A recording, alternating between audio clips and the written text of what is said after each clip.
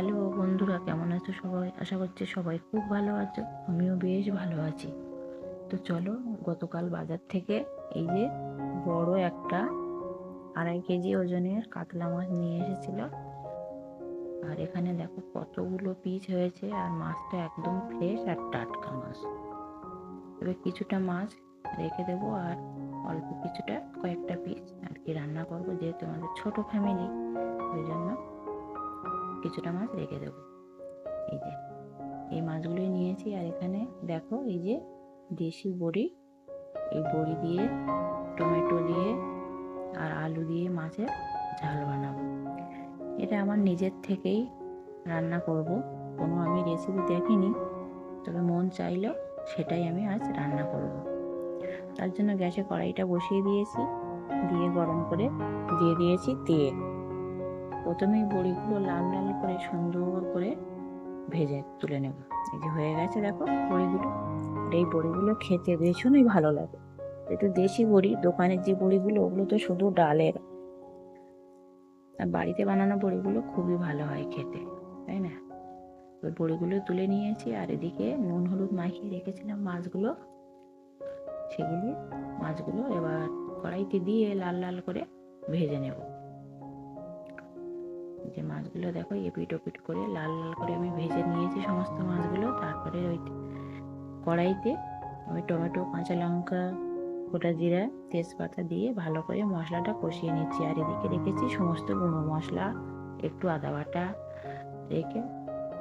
রেখেছিলাম, সেইগুলো আমি দিয়ে দিলাম। দিয়ে একটু সামান্য জল দিয়েছি যাতে মশলাটা কড়াইতে না লেগে যায়। এতে দেখো কি সুন্দর হয়েছে। আর আদা রসুনের পেস্টটা যে তখন দিতে মনে ছিল না, পরেই দিলাম একটু। হয়ে গেছে আমার মশলাটা ভালো করে কষানো, আর গ্রেভি থেকে তেলও ছেড়ে দিয়েছে। তখনই আমি সেদ্ধ করা আলুগুলো দিয়ে দিলাম। আলুগুলো আমি আগের থেকে বয়েল করে রেখেছিলাম, এবার দিয়ে দিয়েছি। দিয়ে ভালো করে মশলাতে মিশিয়ে কষিয়ে নিচ্ছি।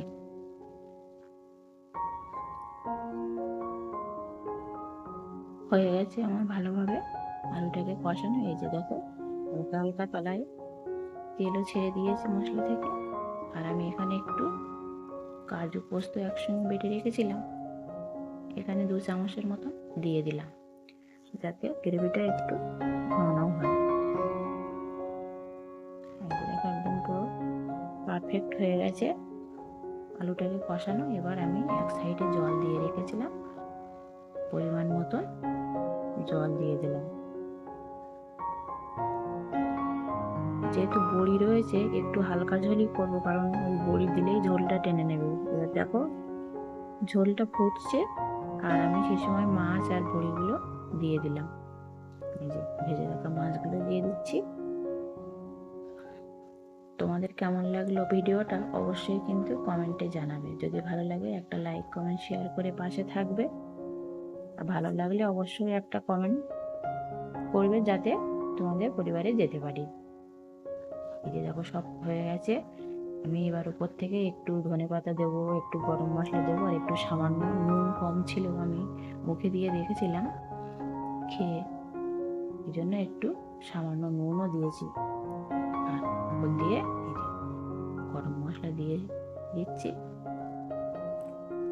আর একদম শেষে আমি একটু ধনেপাতা দিয়ে দেব।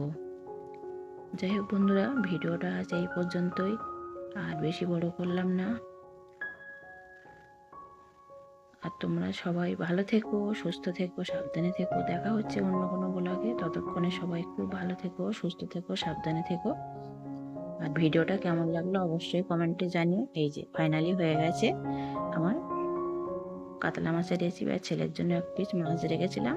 ভিডিওটা দেখার জন্য অসংখ্য ধন্যবাদ।